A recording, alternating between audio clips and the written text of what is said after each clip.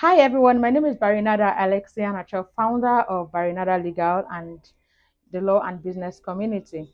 In today's video, I want to quickly talk to you about five types of agreements that every founder should actually have in place in their business before launching out. Even if you have launched, it's important to revisit your processes and ensure that these contracts that I'm about to mention are in place, right? You don't want to start out, you don't want to be out there and your legal bases are not covered. I've always talked about covering your legal bases. It simply means putting legal structures in place in your business and ensuring that all the contracts that would protect you are in place. So, to get right into it, the first contract or the first kind of agreement you need to have, especially when you have other people that you're working with as partners or co-founders, is a founders agreement. A founders agreement is really important. It sets the basis upon which so many other things will be done in the company. So an idea drops in your head, as against just going ahead to launch and bring people together and then start working on product development and all of that.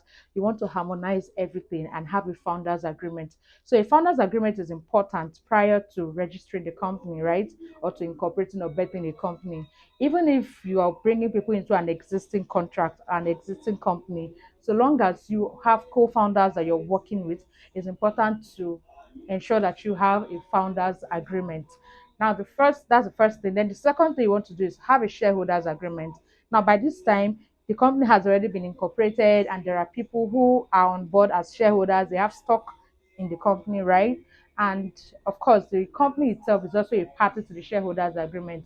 Now, the difference between it and the founders agreement is that in the founders agreement, the company is not necessarily a party, especially because the company does not exist at that time. But now it's the shareholders agreement. It's basically an arrangement between the shareholders of the company and the company itself. And it also talks about how the shares will be managed, transferred, and all of that. Then the third agreement that you want to have is um, an employment contract for your employees, for those who you're going to be working with. Now you're building a team, right? So it means that there are other things that people will be doing that you can't necessarily do for yourself. So you want to be sure that everybody is on the same page in terms of their responsibilities.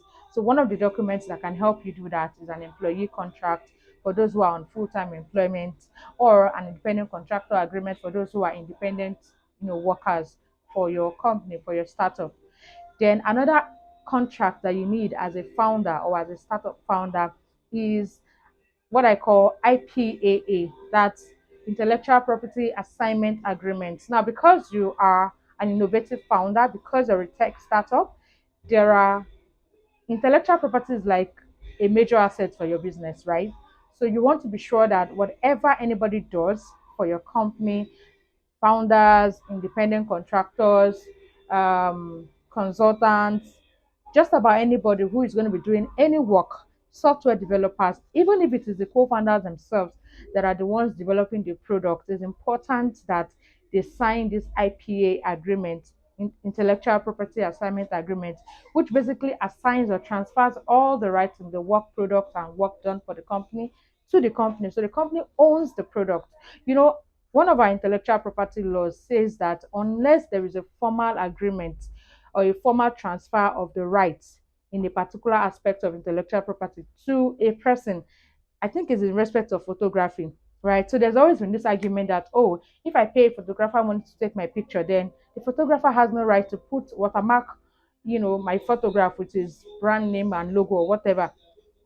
Till tomorrow, that argument will still continue. But here is the truth.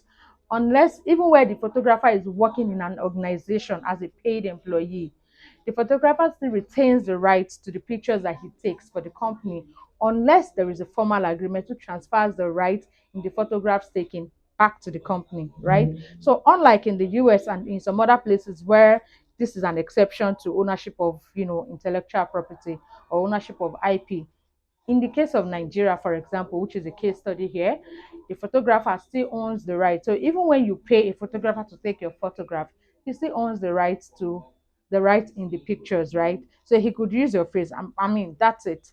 So, but if you don't want that, if you want that right to be restricted, then there has to be a kind of formal transfer of the rights. But of course, we know that sometimes these things happen in practice the other way around. Like nobody really cares about what the law says. Once, especially if it is between a celebrity and a non-celebrity photographer. Once you take, in fact, I guess that even the photographers would see it as a privilege to maybe take pictures of them, so they really would not insist on some of these things. But yeah, they're really important. And for any other category of workers, this is what the law says. So as an employer, as a founder, this is one of the things that you want to pay attention to, right? So IP assignment agreement is really important. Then the fourth kind of agreement that you need to have is an NDA, non-disclosure agreement, or a confidentiality agreement. Basically, what it does is to protect your trade secrets and your confidential information that are not yet in the public. Now, this agreement can only protect you if the information you wish to protect qualifies for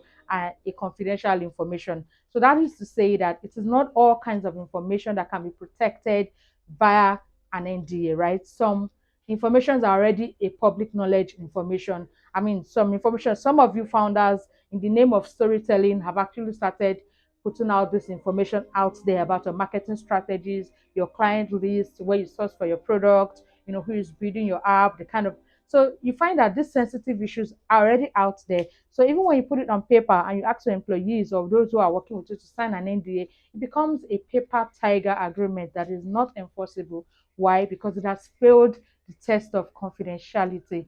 So you want to think about these things while you're trying to build your brand and build your KLT factor, know, like, and trust through storytelling. It is not every kind of information that you should put out there. Sensitive information should remain the company's confidential information, right? So now that's the fourth thing. And the final contract that every founder needs to have in place is their legal pages, um, privacy policy, terms and condition. Now, because you're basically in a business where you deal with people and you're going to be needing people's information. A lot of you have websites, a lot of you have products where people have to actually sign up, to be able to use your services or use your product. You're dealing with human data, you're dealing with data of human beings. So the law requires you to provide a privacy policy showing how their rights are protected, how their data is being used, and all of that. And of course, the terms of use, which basically lets people understand how people can use their platform. Now, failing to do this would mean that if you're going foul of the law, and if you're building a scalable business, if you're building a business that you want to be legally protected, you want to be, on the right side of the law as far as your business is concerned. Now, I've just mentioned just five contracts, but of course, you know that there are so many legal documentation that should be in place. I haven't mentioned investment contracts and all of that because those are like really specifics and when the need arises. But of course, if you are a startup founder and you're trying to build something that will outlive you, then of course you know that it's important that you go on this journey with a startup lawyer, a lawyer who understands how all of these things work, so the person can properly guide you and help you to stay legally compliant while you're focused on growing your business. The sad thing that can happen when you're too engrossed with product development and trying to go out there is the fact that you could be having a good time, on paper, but within you, you know that things are not right because I mean you have no documentation whatsoever, you're not legally protected. There are lots of clauses that should be in place before you launch, but you haven't done all of that.